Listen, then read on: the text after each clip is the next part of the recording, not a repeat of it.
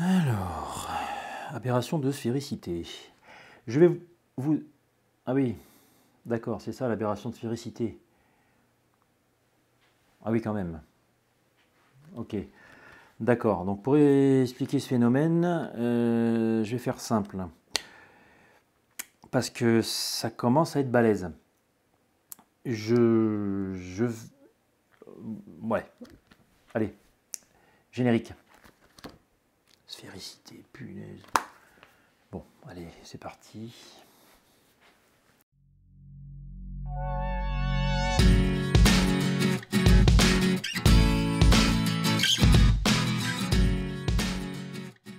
Bonjour et bienvenue sur la chaîne Photogral. Alors nous avons déjà vu des schémas suivants pour représenter une lentille qui projette une image sur un plan. Cette représentation est simplifiée et un peu fausse. Pour des raisons de compréhension, nous représentons tous les faisceaux issus d'un point image ou situé à l'infini se focalisant sur un même foyer. En fait, c'est pas du tout le cas. La lentille est un corps que l'on appelle réfringent et on peut la considérer comme une infinité de prismes. Nous remarquons que les zones sur les bords de la lentille ont un angle plus fort que dans son milieu. En conséquence, les rayons qui traversent les bords de la lentille sont beaucoup plus réfractés que ceux qui sont proches de l'axe. La distance focale du pourtour de la lentille est donc plus courte que celle du centre.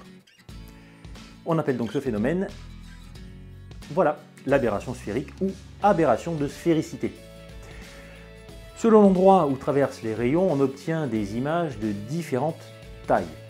Au lieu d'avoir un foyer bien précis, on a une zone avec des contours assez flous. Une sorte de cône où tous les rayons lumineux réfractés sont enfermés. Ce volume s'appelle une caustique. Pour corriger intégralement une aberration sphérique, on est obligé d'utiliser une lentille non sphérique. On appelle ça une lentille asphérique. Certains objectifs en ont une, voire deux, de lentilles asphériques dans leur composition optique. En général, il y a les lettres A, S dans sa dénomination comme asphérique. On parle aussi de forme parabolique. Il y a une très légère différence de forme sur les bords de la lentille, ce qui suffit à corriger les rayons marginaux. Il va sans dire que la fabrication de ce genre de lentille est très chère et que les fabricants préfèrent utiliser plusieurs lentilles sphériques pour corriger cette aberration que d'utiliser des lentilles asphériques. Une des solutions assez performantes dans la correction de l'aberration de sphéricité est de combiner deux lentilles simples de forme plan convexe et de mettre les faces convexes face à face. On peut retrouver cette combinaison dans les objectifs d'agrandisseur ou alors dans certains types d'oculaires pour l'astronomie. En général, on combine un doublet de lentilles composé d'une lentille convergente et d'une lentille divergente, leurs aberrations s'annulant mutuellement. L'aberration sphérique se corrige très difficilement sur un objectif lumineux et de distance focale longue. Par exemple, un objectif de 300 mm ouvert à 2,8 sera plus difficilement corrigeable de cette aberration qu'un objectif ouvert à 4 par exemple.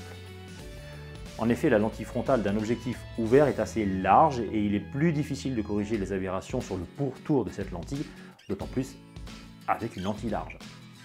Il y a des zones qui ne sont pas corrigées totalement, notamment sur le pourtour du champ image. On parle d'aberration sphérique résiduelle. Les objectifs utilisant une lentille asphérique de forme parabolique et un verre très réfractant, l'aberration sphérique est bien corrigée, même avec des objectifs lumineux. Mais c'est cher. Alors une petite précision, aujourd'hui les objectifs sont très bien corrigés de pratiquement toutes les aberrations. Il en existe de résiduelles, mais elles sont négligeables et en général au bord du champ.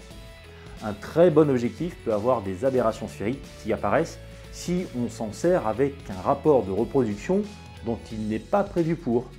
Par exemple, si vous utilisez un 50 mm classique et que vous mettez des bagues à longe macro, des aberrations vont apparaître. Cet objectif n'est pas fait pour projeter une image sur une plus grande distance qu'il a été prévu.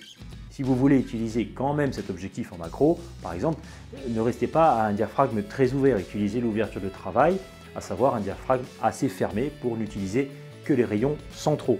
Si votre image est trop sombre, essayez de trouver un compromis entre les aberrations sur l'image qui vont apparaître forcément et l'éclairage de la scène.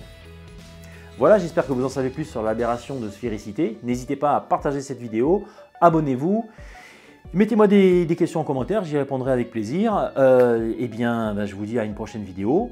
Allez, ciao!